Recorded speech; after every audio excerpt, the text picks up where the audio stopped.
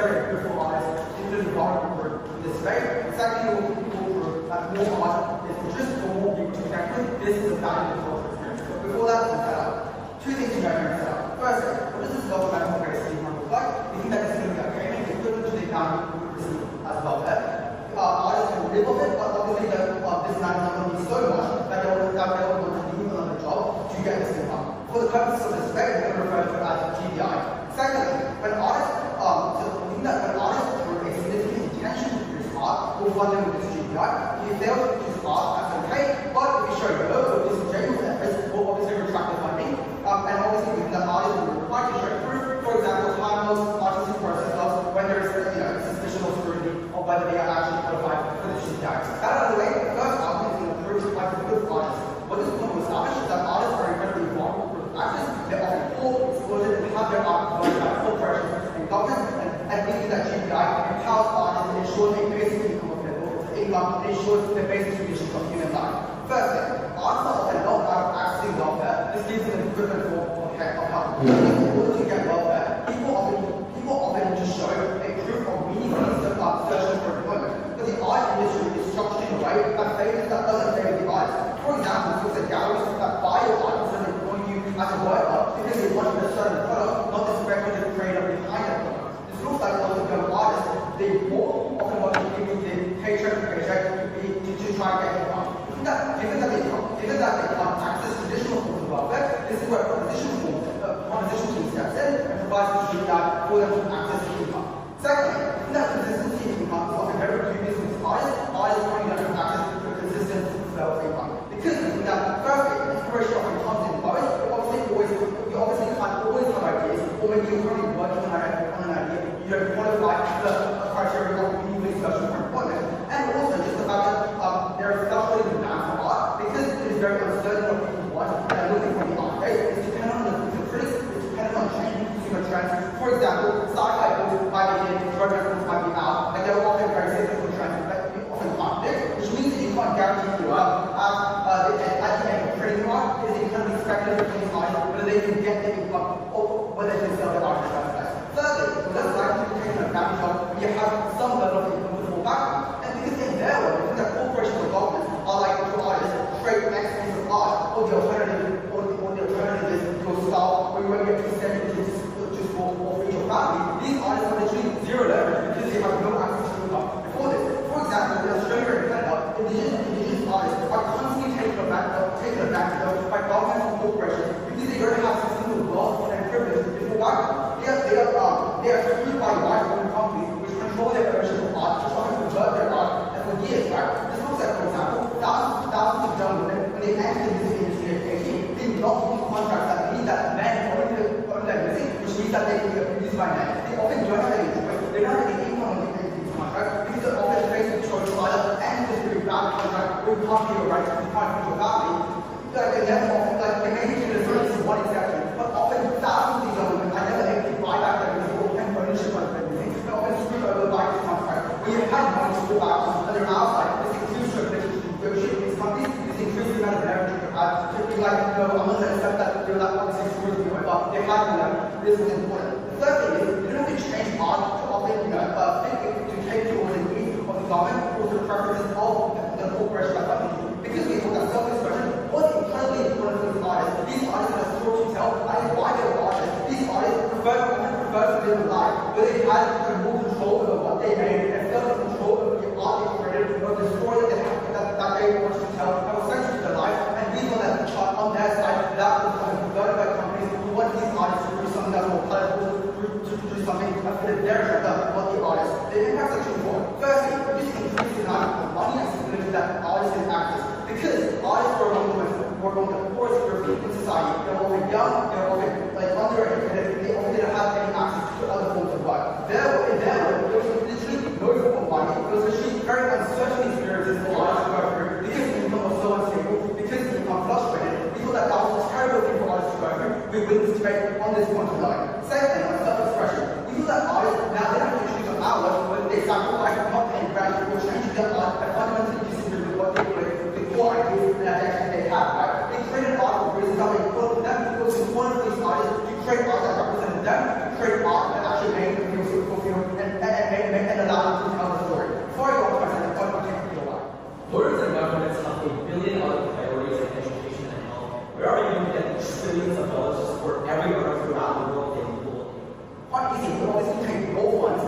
allocate them into GPI. But also within that, we obviously have to increase the amount of GPI, particularly around when we use the framework. The fact that a lot of these artists don't qualify for welfare. I think it's a pretty reasonable argument to make for a population that supports welfare to be like, yes, artists are human beings too, they deserve welfare. I don't think we're getting anywhere with that in the debate. Second point on market, better art. What this point will establish is that the GPI scheme will create more art that people can connect to and derive immense enjoyment and satisfaction and fulfillment from. First, we just create yet more art because we decrease the barriers to entry for art on two levels. Firstly, we think that these artists have something to rely on. They can do, for example, less other like second-hand jobs to survive, but also they can just use this income to create more art. For example, buying microphones to record your song, or buying paintbrushes to change your pictures. But secondly, isn't that often many people are scared of entering into the industry and becoming an artist because there are enormous like social barriers. Let's say that this industry is very effective. Let's say that you can't get a guaranteed income when you enter into the art industry. For all the reasons I gave you in the first one, obviously those guarantees go away.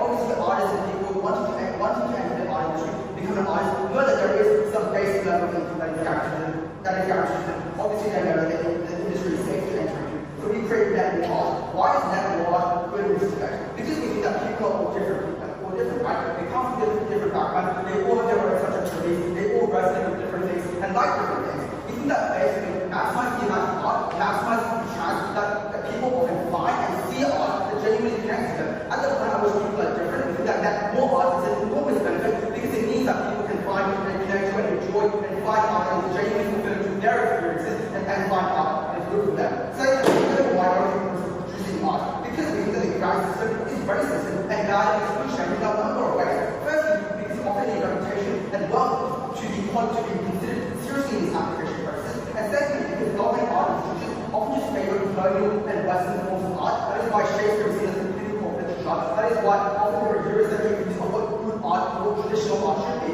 Thirdly, people who are on these panels choosing which art gets funded are often just from the majority of race, they're often the majority of religion, they're often the most privileged and wealthy white people within these spaces. And fourthly, because lots of consumers of art are just white, because we think that the sectors of art are in Western countries. This was the Tate Gallery in London, the Met in New York, or the Louvre in France, right? And currently, our GPI is universal, it is blind, it cannot be racist, right? Because it doesn't just block artists from the start, which replicate with the current manner or the current privilege. It means that artists can actually produce art that gets noticed and therefore the gallery will notify people, becomes really popular, right? In their we think that, like, in their artists will get a pretty nice. For example, a lot of black artists are rejected by white records because they're using seen as strategic or repugnant for the nation. In our world, that they produce art that genuinely wants to the black people experience, the experiences of racism, colonialism, this racism,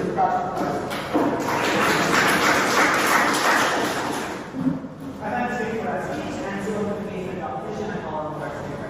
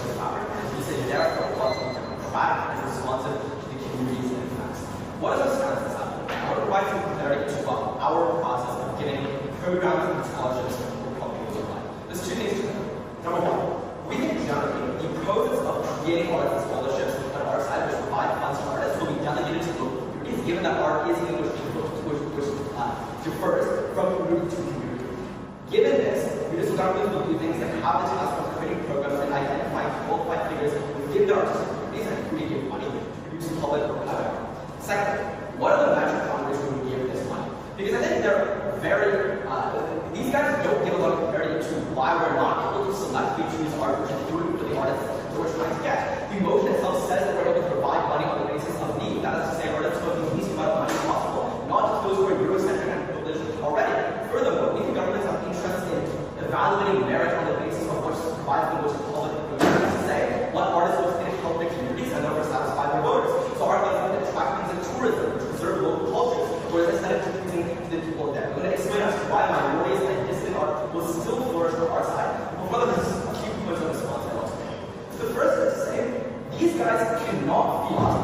billions and billions of dollars which is necessary in order to provide a living wage to every single artist around the world, be able to not even do things like take on a part-time job. They do have the fiat to create a universal income. They've yet to explain to us as to why this money is likely to exist. But to the extent to which they can hypothetically cost trillions of dollars, we say we can use that money in a far more efficient way, not just to target some section of artists that are poor, but just poor people more broadly, to reform welfare systems, to allow for anybody who is suffering from some level of economic vulnerability to access support.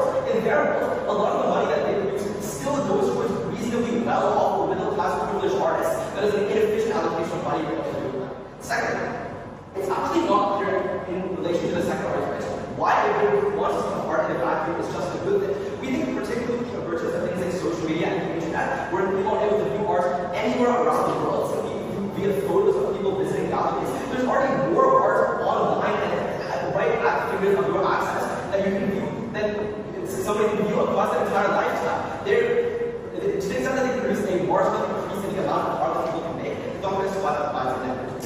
Thirdly, and finally, I think given us a huge lack of clarity in terms of what their model looks like. What actually constitutes an artist? What is disingenuous art that they would restrict? Why would Eurocentric racist governments still reject black art on the basis that it is disingenuous in the ways in which it is run? I think they have to give us a lot more clarity in the second speech. We're going to make two arguments. Firstly, why their policy is a horribly inefficient misallocation of funds, and secondly, why it creates art which is less beneficial to communities, particularly those of minorities. So firstly, why is this a horribly inefficient misallocation of funds? This is functionally a UBI with a random condition of who happens to make some art, and we think therefore leads to a massively inefficient allocation of money, which does not help the people that it goes to and reduces both access and quality of art. The first thing I want to explain is why the cost of supporting artists is actually quite high. There's three reasons. One, the incomes of artists are quite unpredictable. People who care enough to try to support themselves with art and try to apply for government funds in order to get it, probably care quite a lot of this and are willing to invest quite a lot of time in it. At best, they oftentimes have a part-time job, but oftentimes they don't have other sources of income. They're struggling artists in their words. They're waiting on a goal or a hit piece in order to get money, and all of the costs of living which they want to finance, which include food and paying rent, are all encapsulated in the amount of money because they need to support these artists. Second of all, the industry is massively over-concentrated. We think it's more accessible than ever to create art with the convergence of things like social media and AI.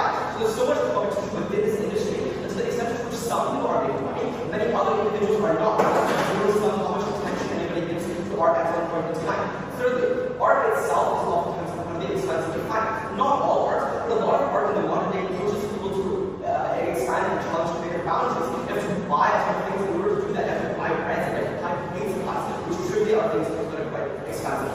Given that, they have nowhere possibly close to the amount of money which is necessary in order to support every artist in a meaningfully efficient way. They can fiat in this policy, they cannot fiat trillions of dollars associated with it. We know that in fact the government actually have quite little money for their world for three reasons. One, people are less willing to support their program because they have no control over where their tax dollars go. We think it is important that people know where their money is going, they can go to art for it, and the government arbitrarily takes it. And they're really able to literally anybody who qualifies as an artist. People don't like that unless they support these policies. Secondly, governments have a diverse priorities. Like healthcare or education, and art is probably reasonably low on the priority list. Thirdly, anybody can qualify as an artist in their world given the vague definitions they've set up inside of their model. And so not only do they have very little resources, it's spread across huge numbers of people who simply one day choose to decide when they qualify as an artist. What is this three application of it? The first is that a lot of people in their world literally just don't get enough money to be able to support the art that they want to create, right? Perhaps we give them some amount of money, but many individuals don't get enough to be able to still finance their living costs and to still sustainably lead a career of creating art and not pursuing some kind of other kind of economic opportunity with a forward job. We think that's a huge amount of money that is wasted. Because on our side, we focus the funds on, yes, fewer artists, but each one of those artists actually has the ability to create art. So to the extent that it's comparable quantity of art that these guys describe, we get a greater quantity of art on our side. But furthermore, the quality of art we get is also far greater. Many people in our world, given that they have more money, are able to spend more time on the art that they produce because they don't have to work on a part-time job. They're able to network through fellowships, so they're able to exchange with other artists who are also talented and to do higher quality art than those guys. So their attempt to give every single artist funding actually means that people oftentimes don't get enough money to make any art whatsoever. In our world, we have selective artists who are clever to create the best, most art possible. Second argument, why do we create art that is beneficial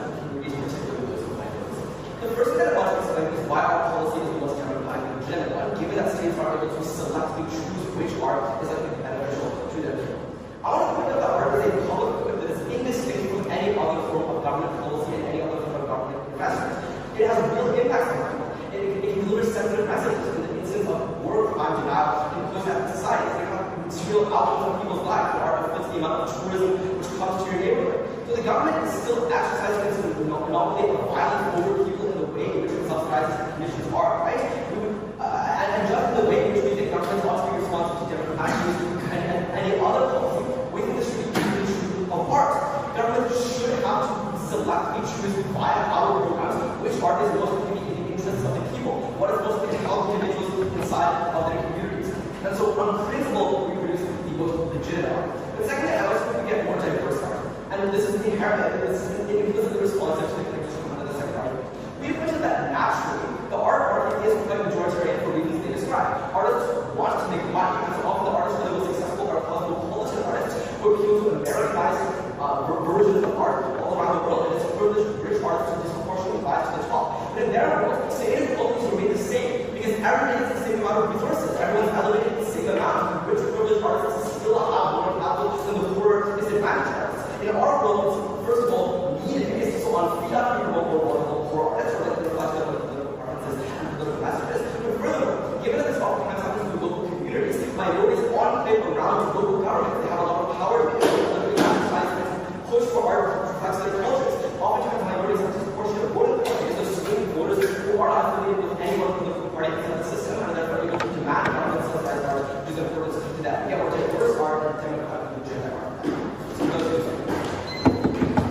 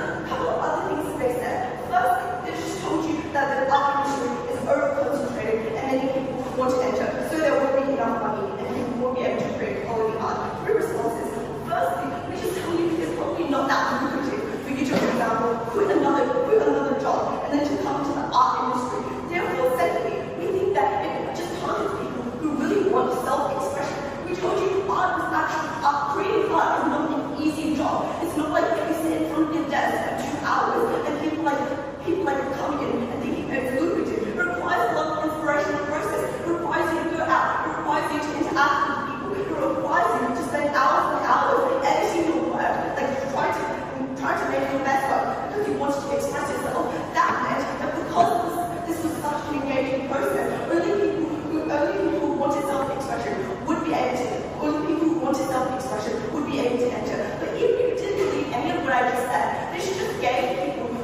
view art as a speculative job, who view art as a socialistic, as something socialistic to enter on the outside of the house. We told you, at least we guaranteed these people that they were able to have the right to expression. They were able to overcome the socio-economic barrier. They were able to start buying paintbrushes. That was a huge benefit in this debate. But lastly, I just want to flip this point, because we tell you, if we gave you basic income, that just gave you more flexibility and more agency, for example, in creating your art. Unlike them being limited by a budget, for example, this is just how much money you can spend on one piece of art. On our side, artists have more agency. They can choose, for example, to save art. They can choose to, for example, extend their budget, extend the time period for their art creation. That was something that only we got on the outside, because people had a continuous stream of income, because people couldn't plan what they could say, and people couldn't plan people could plan what they say, people could plan what art they wanted to create. At the end of this, note that the first percentage is already out, because we were able to prove to you that people were able to have the agency to plan out that process and actually create art. No, thank you. But then the second push is to just say that people spend less time on, for example, people spend less time because they need to work another job, and therefore they won't be able to create. Therefore, they won't be able to create quality art. No, on their side, comparative is just they will just select a couple of people, and that would somehow represent the interest of the whole community. Three responses. Firstly, this is just contingent on you being able to choose the right people, right? We just don't think that this will happen for three reasons.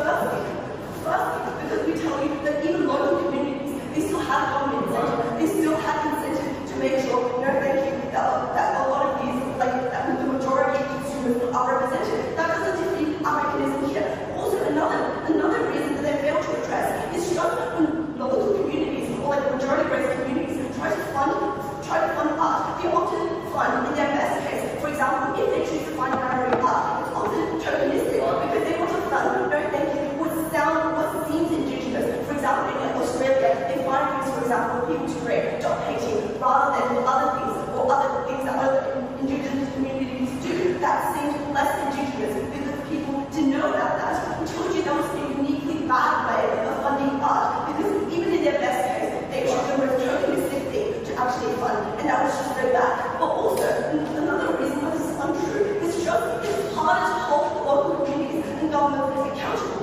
Because, as we acknowledge, art is probably not an election issue.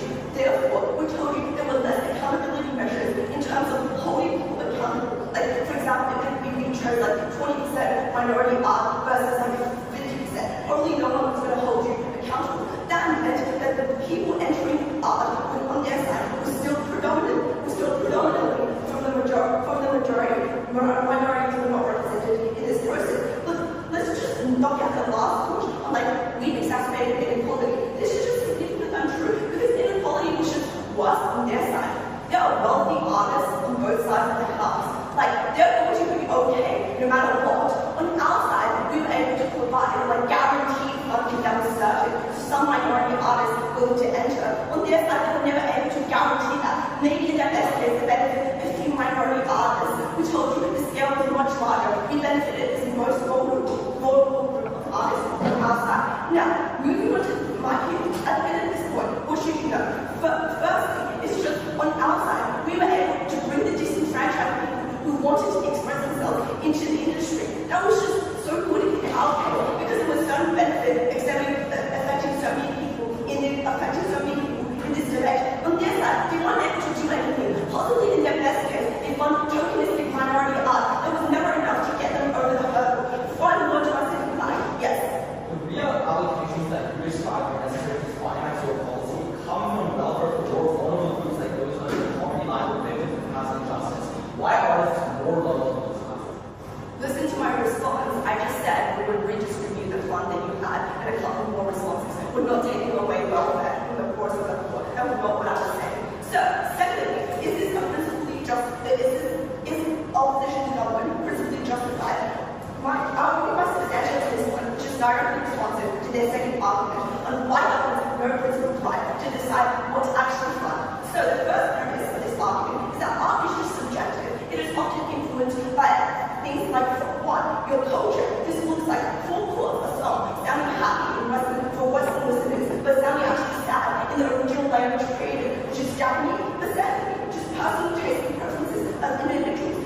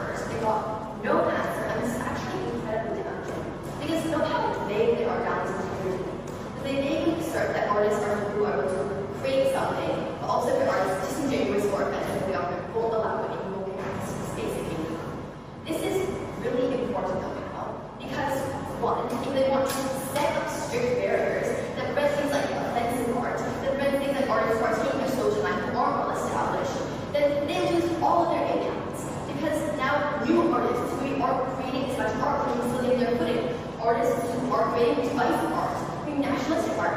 These artists are likely to also be pushed out by the strict barriers the government sets up under their set of house. If they want to take a relaxed approach where basically anyone who they create some form of art gets in, this is also really bad for the case, because it means all the good analysis that Barry gave you about the fact that this is likely to be incredibly underfunded, that artists are barely going to have enough to live on, let alone fund expensive art projects, still stands in the record. It means that artists aren't going to have enough money to create meaningful, impactful art, and they lose all their impact on getting more artists into the field in the first place. They need to develop this content coming into their speech, and it's far too late to do that. Moving to the speech. Firstly, I want to continue to talk two questions. Firstly, who is going to best enable artists to create art in the first place? Second question I want to ask is what's the purpose of publicly funded art? According to that, I want to talk about the future of artistic communities and find a third substantive push. What we're telling you here is that governments have incentives to invest into young talent and to up-and-coming artistic talent. Because when people like seeing new art, they're not seeing sport or style. It's fun and interesting to see this. So governments have a democratic incentive to fund new artists. Second reason is that governments want long-term payoff. They want to fund young artists who are creating a lot of art right now, because it's going to be democratically popular and then it's going to create a larger quantity of art. What this means is that for the most vulnerable artists, artists who aren't established, artists who don't have as much reputation in the community, they are going to have the money and the ability to break in and actually access fellowships under arts academics. Why then are fellowships actually better able to develop this new talent than the basic income they want to know about? Two reasons. First, we tell you breaking into art is very difficult. Then not only is creating art incredibly expensive and costly, it is very tricky, but secondarily, you have to network that art, prove that your art is not so good, but amazing to have a museum be willing to feature it in the first place. Secondly, so what this means is that you get a larger quantity of money from fellowships who are better able to break into real art. Secondly, though, that fellowship offers better opportunities to actually develop the talent in the first place. Because fellowships usually aren't just money, there are a wide variety of things. There are alumni networks, there are mentorships, there are collaborations. And what this means is that young talent who do not have experience is able to build up reputation, build up connections, and create better art under art class. Why does this matter in the background? Because by this analysis, first, the most vulnerable artists, the artists who aren't established, those who don't have connections, are better built up under art class. But secondly, there's the whole second substantive point about there being less quantity of art created. We actually do that too. We're better able to build up new artists who aren't experienced in the field. I think this is down to push the bulk of the first page, just not that measure. Let's do a little bit more about specific reputation then. First, the object was the ability of artists to create art in the first place.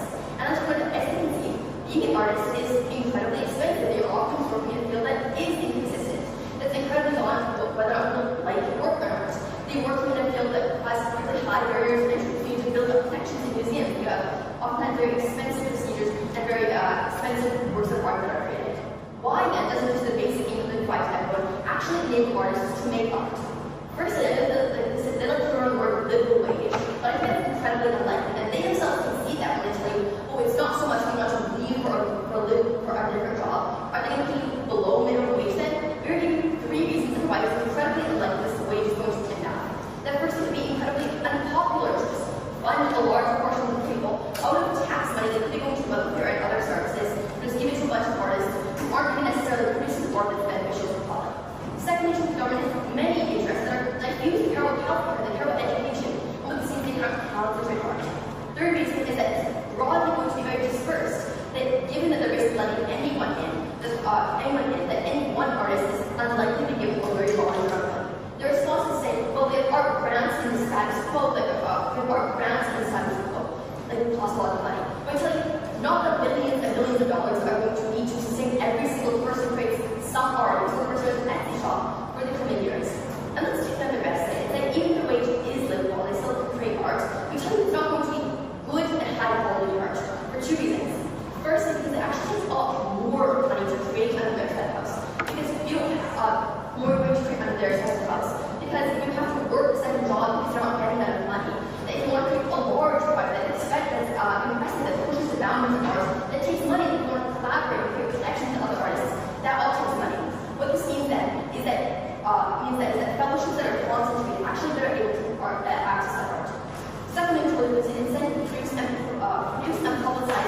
actually good quality work. Because artists now want to create art that's of high quality, that looks good, that the government likes, in order to actually receive funding in the next term and create on scholarship, which means they're more likely to finish a project and finish a project that are high quality, that have high public value, and then give that to their audiences on a regular basis. What this means is that artists are far more likely to create good art or create art under our house. Second question I want to ask in implication about the purpose of publicly funded art in the first place. Because they can be arts about personal expression. We would tell you that this, sure, art may be about personal expression, but this isn't about art in itself, rather this is about what we do with the money that we are using, the government money. Because we have to keep in mind here, this money is coming from the public. That every hour you work, every movie you buy, every service you produce is being taxed, and that is really what is getting this money from. What this means is the only just way to use the funds that we are receiving is to actually produce art that meets the needs and the wants of the public. What does the public actually need? To live art that meaningfully connects them. The people care about, we don't actually care about art in and of itself. Rather, what separates visual art from something scratched on a page or a true symphony from just dissonance and noise is the quality of art, the ability to connect with people, is the fact that we find meaning and joy and beauty in it.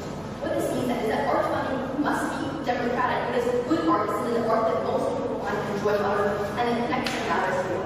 And this actually matters a lot, because art is a democratic good than any other democratic good. Sorry, it matters for cultural preservation, the cultural side, it matters for tourism, it matters for beautification and individual meaning life. But the pushback here is that the just can't select the right people. Which will be rightly for the government has democratic incentives. They want to appeal to their voters, select and choose art that best fulfills the needs of the public. Art that is democratic, that does fulfill the culture and stuff like this. Their final push is to say minority art and art that's anti-government.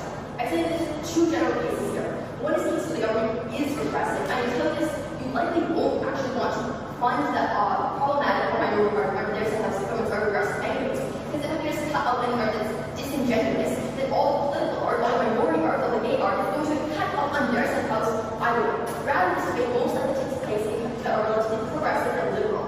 And this is something they do actually care about minority art. Because one, this takes place in local government, which means in Parliament, for example, there is massive incentives to fund black art, fund gay art. These people who are swing voters that early those incentives, things like truth and reconciliation, like Black Lives Matter, that are big interest groups, they will push the government to make art that is actually inclusive minorities and their interest in art. This means that we actually still get minority art and anti-government art and people art under our styles. For all of these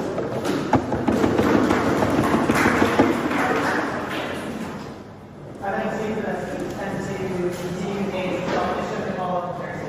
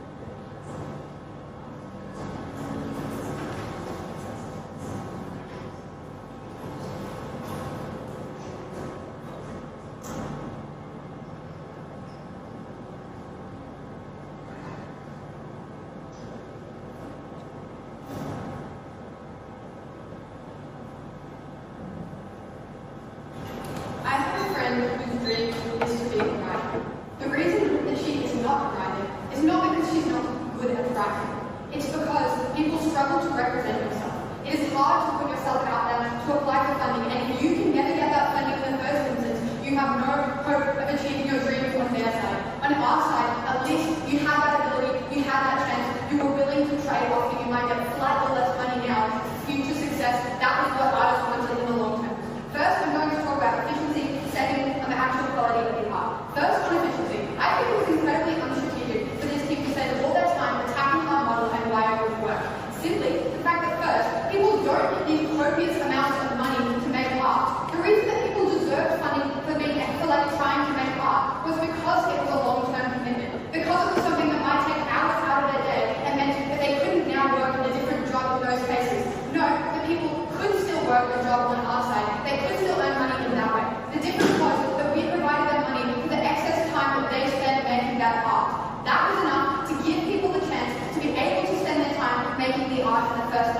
They tell you that art needs incredibly expensive materials. First, we tell you that you can just save up using this. You can save up and buy those materials in the future. But second, the majority of art doesn't need incredibly expensive materials. I tell you, one of the most impactful art pieces I have seen was someone who made bird nests out of their own human hair. I found that impactful. That doesn't need to be expensive at all. And even if you believe everything that they said, even if you believe the artists who got the funding in the first place was so much better on their side, the problem was that didn't engage with what artists want. That didn't engage with the fact that artists didn't dream of staying in their home and keeping on writing and never putting it out somewhere. Artists dreamed of making it big. They were willing to accept what they could to get by, what they could have in the short term, in order to get their long-term benefits, in order to keep working so they could get that fulfilled, so they could see their art in the Louvre one day. That's what people wanted. That was most important to them. Like, at the end of that, the last thing that they tell you, the last way they try to get away with this, is just to say the government have other things to think about. They have other things to focus on, like health and education. We both agree why art is important to people. People connect with art emotionally. That it's a record of history, that it changes history, and it brings us joy. If government had to spend a few extra dollars on this, we were okay, because they were moving that money for things like grants into things like people being able to work for this wage that it means they can make art in the first place. That was going to be good for these people. At the end of that, it was incredibly unstrategic for them to spend all their time attacking this. We were the ones who got better art, and art was worth it, yes. You can keep working if you're a good passion artist. So the question is, should the government spend money on keeping you afloat if you're not afraid of art is good for the public? Let me tell you that. Okay, I'm going to tell you why art that is good for the public is not the most important thing. Why artists are often underappreciated in their lifetime. Why artists find it hard to represent themselves and apply for things like grants. That means they never produce the art that they could have produced on our side. That was always going to be uncomparative. Okay then, first on art. They tell you that art, second on art, they tell you that art needs to be a public good. That it needs to principally be legitimate and support the views of the vast majority of people. The first thing I know is that art that has been the most influential throughout history is art that is political, art that pushes the current belief. It's art like 1984, which changes people's perspective on the world. It's songs which push the end of the Vietnam War, which genuinely change lives, which genuinely push things like peace. These are things that on their side, the government would never be able to support because they would have to choose to actively fund these things. On our side, these things would still get funding because the government wasn't making a choice. They weren't representing a political incentive. They were just giving you money for the thing that you produce. Like, on their side, you necessarily miss out pieces of art that push against colonialism, that push against the dominant view of their society. That was never going to be enough. We got art that was clearly more influential. The second thing we tell you is that art should not be democratic because often it is most important to people who aren't members of the majority. That looks like works made by Indigenous women, which other Indigenous women look at and connect to on a deep level. These were unlikely to be the people who the government was catering towards. They were unlikely to be the people who the government wanted to give that money to. They work out the people who need the most.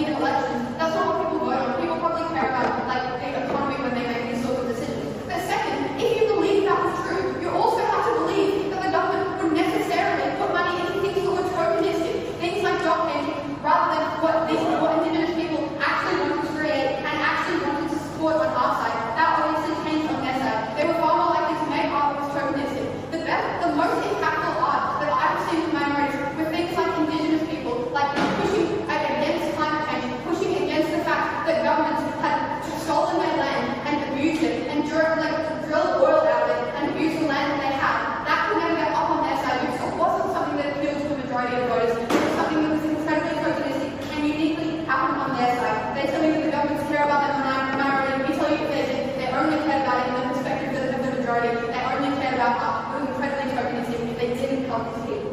The last thing they bring me is that they fund young artists because these people are democratically popular because it is cool to promote new talent. The first thing we say is that young people are often not the people who are making the best art. They are not the people who have had the life experiences and lived through things like oppression and depression and lived through lives that hurt them deeply. They were not going to be the people who were victims of violence and war and lifelong discrimination. Obviously, that's the reason why our side was much better, because we weren't only funding people who were democratically popular, we weren't only funding these young people and ignoring the people who are older, who might necessarily have been palatable to voters. On our side, these people still got a base level, they were likely and able to produce the art to help them. The second, they didn't even give money to all young people. They weren't able to give most people a basic standard of life. They only gave it to a few who were particularly able to represent themselves, who were probably particularly loud and particularly confident. That was not the majority of artists. It was not the majority of artists producing good for the world. At the end of that, we gave the art that was historically important. It changed people's lives. It changed the lives of so many minorities. So incredibly proud to support.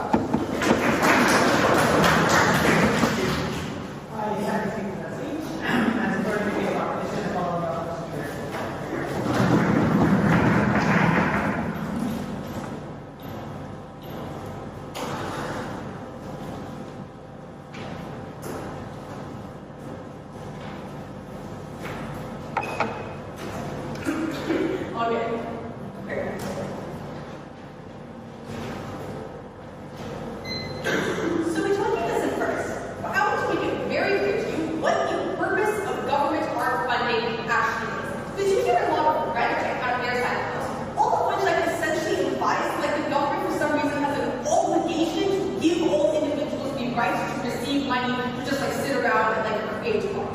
But I don't think that that is actually the purpose of government funding for art, and here's why it isn't. Two responses. Firstly, if an artist's economic situation is truly so terrible, as the politician's rhetoric says, truly so terrible, they're so economically unstable, they will qualify for conventional welfare. And if one of the principles is why we should provide a social safety net to everyone, we will provide that social safety net to that specific artist. Where this debate is actually relevant then is not about those artists who are actually in poverty, but rather artists whose financial situation might be as unstable as a CEO who just made a startup, and maybe that startup 20 years down the line could be really, really important. But that doesn't mean the government has an obligation to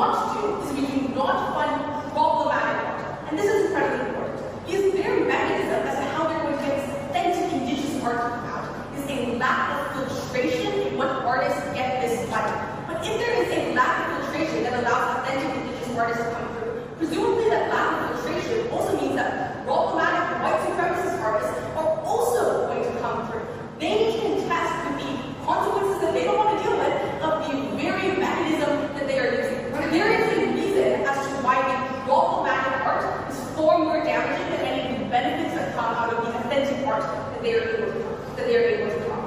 And that is just like principally, the government has an obligation to protect people's negative rights of not funding problematic art, of not funding the graffiti that says like the only massacre in all people is against the Serbs. But they cannot have a positive obligation to give people's positive right of being able to like create this kind of art. So that is why the kind of problematic art that they get on their side of the house is far more damaging than any authentic art that they might also be able to get through that very same practice.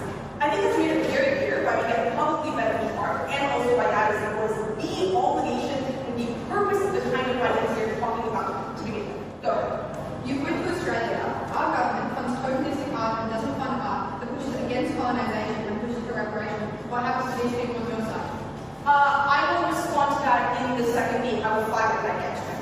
Here's my second theme as to why we are able to get to more art. And I just want to make it very clear here why it is that like, basic income is not enough money to create art. You try to say like second and third that like we're going to make art with human hair, like that art happens on either side of the house. Clearly we're talking about the art pieces that require government money to be able to like come out. So they told me at first that the amount of money they're going to provide for these artists is like not so much money that you would leave another job to get this income. So if it's not so much money that you would leave another job to get this income, what are they providing? Or less than minimum wage, or they're not going to leave my bartender job to get this funding? What that implies then is that is clearly not enough money to purchase art supplies, especially if you're trying to create high quality art. You need high quality paint. Having to go to an art store for resin is incredibly expensive. If you want to make a mural, it's incredibly expensive. If you want to do indigenous carving, that is very, very, very expensive. They do not provide individual artists with enough money to be able to fund any of that. But also indirectly, things like being inspired. Artists need to have a physical ambiance and environment that they want in order to get these inspirations that they want. If they want to go to the French Riviera, they need to be able to fund that. They are unable to do that with their side of the house. But additionally, they don't have access to a fellowship alumni network that we're able to provide on our side of the house. We need fellowships connecting to previous people who receive these grants and then giving mentorship, connection opportunities, which allow fundamentally the artists that they want to empower, so the minority artists, the economically disadvantaged artists, to be able to finally break into the artistic system. The implications of this are very damning. Firstly, it deals with their entire thing about empowering authentic minority art. This was the POI that I got. Because our second argument, which told you that this funding is basically lifts up all artists slightly, but not enough to actually fund real artistic creation. The art market is always going to cater towards the desires of those who can afford to purchase art, who probably aren't individuals who are looking to purchase indigenous art, and even if they were looking to purchase indigenous art, would be probably want to purchase the watered-down, non-authentic, terrible version that they are trying to characterize out of their side of the house. So no, they do not get authentic art insofar as the money that they provide is not sufficient to create a large pool of those that like require a lot of money. But the second implication of this is that they don't actually give the right to self-expression to many individuals who would otherwise be locked out by financial barriers either. Since the basic income isn't enough to fund the material purchases or like the connections with like institutionally powerful alumni, only the already connected artists, the artists whose dad has a lot of money and can buy the resin for them, only those artists succeed on their side of the house. The actual artists who come from economically poor backgrounds do not succeed because they do not give them enough higher concentration of resources to find that success. Compare that to our side of the house. Our grants and fellowships consider need as a criteria. They provide fellowship opportunities to connect new artists with established ones. And perhaps, at their most critical, less artists on our side of the house get that government support. But that is better than their side of the house, which nominally supports wannabe artists, but gives them with nothing more than a subsistence level of existence. But perhaps they can create a tiny bit of art with their human hair, but they're never able to be anything more than that. It means that people who just don't have the predisposition towards artistic success are promised that you can be an artist and you can do it too, and they are unable to actually find any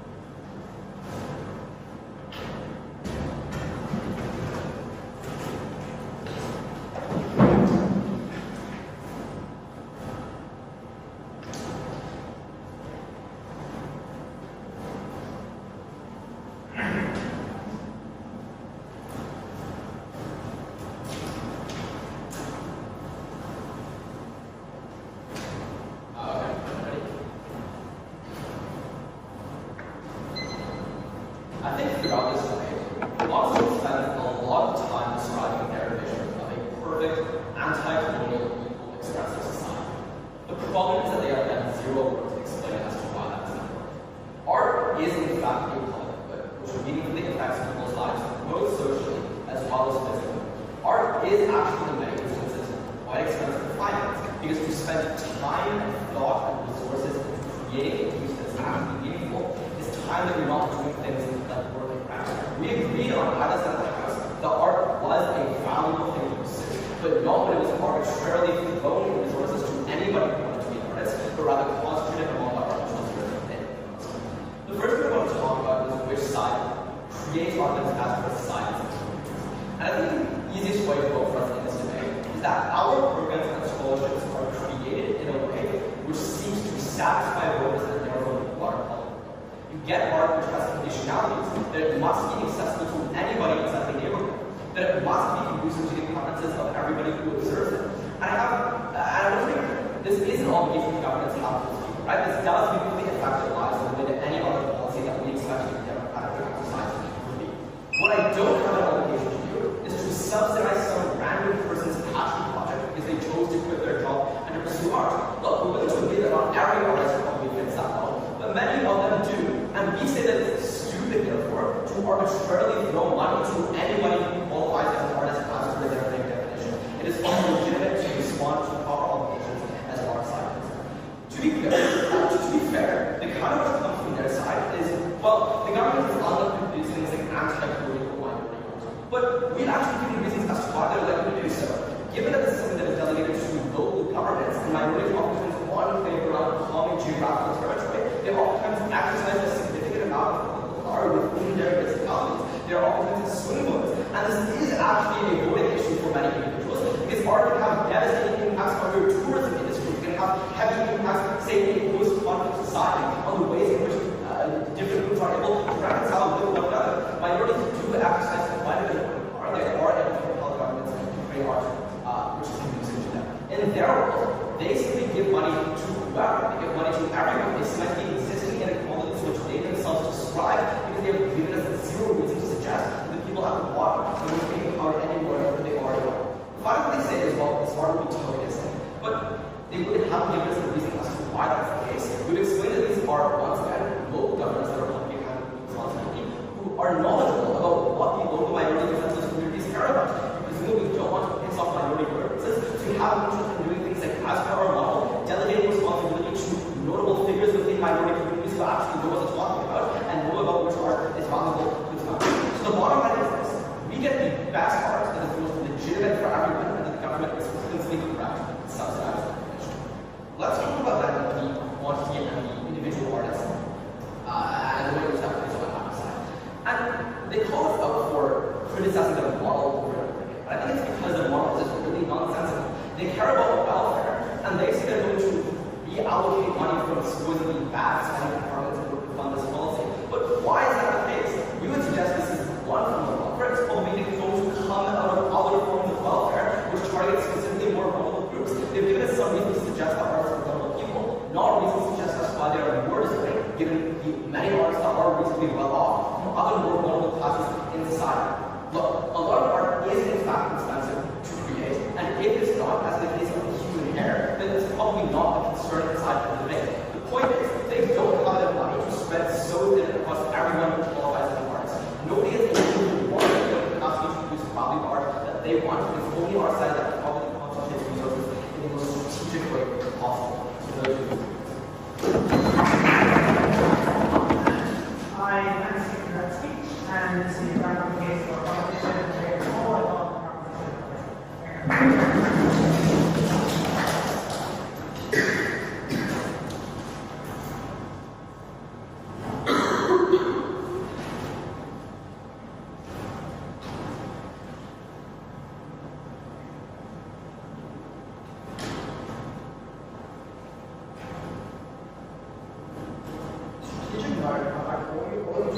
Is opposition's complete lack of justification for why their government organization would choose artists well. They assert that they can fund poor artists and find them. We said that these artists never even noticed in the first place that they are too poor and unknown for these million-dollar grants. I told you that from their very own analysis of democratic accountability, these people would never want to take risks on small artists. They give millions of dollars to poor and struggling artists.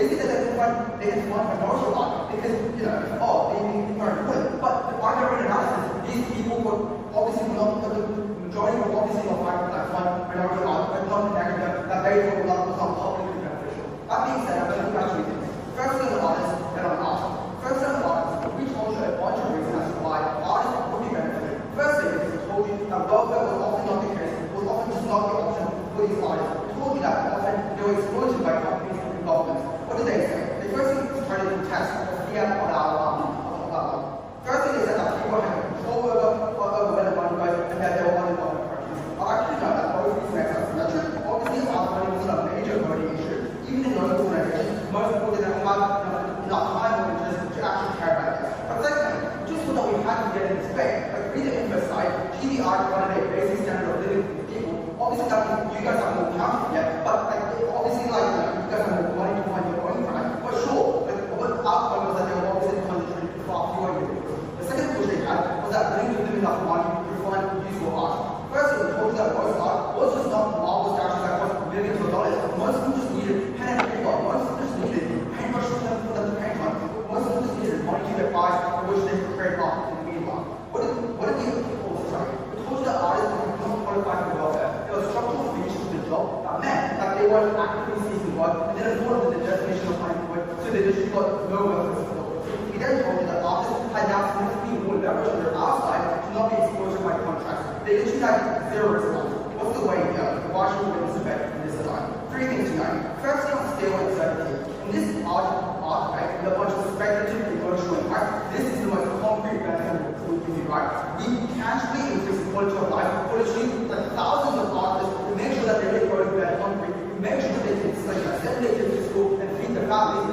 Like even if you think that they will be art clash, I honestly don't care. Artists are people to they deserve welfare, they felt that they tried to do their work and we gave them that. Secondly on accountability, because as I alluded to in my introduction, fellowship and grants were given to the most privileged and mainstream. Maybe some grants were given to minorities, but they were from the most wealthy minorities, the minority artists that were from the most famous. We thought that we gave benefits to every single person, therefore most remarkable too. And further to the side, we told you that exploitation was genuinely terrible for these artists. It meant that they were people who passed themselves away and still bid from their art away in order to be fit by the government and abide by these organizations.